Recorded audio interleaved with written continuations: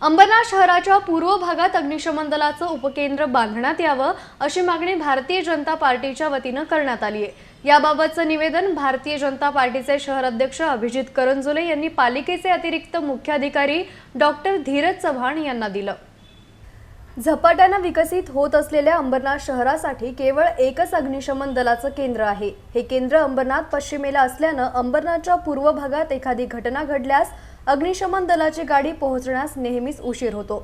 त्यामुळे अंबरनाथ शहराच्या पूर्व भागात अग्निशमन दलाचं उपकेंद्र असावं अशी मागणी भाजपच्या वतीनं करण्यात आली आहे। काही दिवसांपूर्वी अंबरनाथच्या पूर्व भागात एका कारला आग लागल्याची घटना घडली होती। ही घटना ताजी असतानाच पाईपलाईन रोडवर सल्फरने भरलेल्या ट्रकला भीषण आग लागून मोठा अपघात झाल्याची घटना घडली आहे। त्यामुळे अंबरनाथ पूर्व भागात अग्निशमन दलाचं उपकेंद्र उभारण्याची गरज निर्माण झाली आहे। हीच बाब लक्षात घेत भारतीय जनता पार्टीच्या वतीनं अंबरनाथ पूर्वेला अग्निशमन दलाचं उपकेंद्र उभारण्यात यावं अशी मागणी करण्यात आली आहे।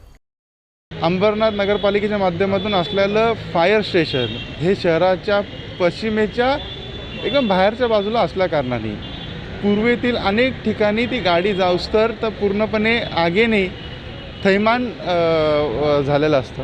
खरं ती आग छोटी असते, परंतु गाडी पोचूस तर अर्धा ते पाऊण तास लागतो आणि हे झाल्या कारणाने अनेक येत्या काळात 2 घटना अंबरनाथमध्ये लोकांनी अनुभवल्या देखील। एखाद्या गाडीला आग लागते, ते गाडीतले पॅसेंजर हे अग्निशामक दलाला फोन करतात, परंतु ती 2-3 किलोमीटर लांब असल्यामुळे त्या गाडीला यायला तिकडे अर्धा ते पाऊण तास लागतो ट्रॅफिकमध्ये।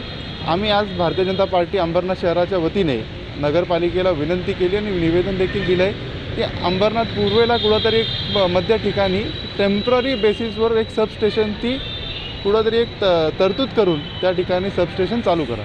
सध्याचं अग्निशमन केंद्र शहराच्या पश्चिम भागात असल्यानं अंबरनाथ पूर्वेला एखादी घटना घडल्यास अग्निशमन दलाच्या गाडीला येण्यास विलंब होतो।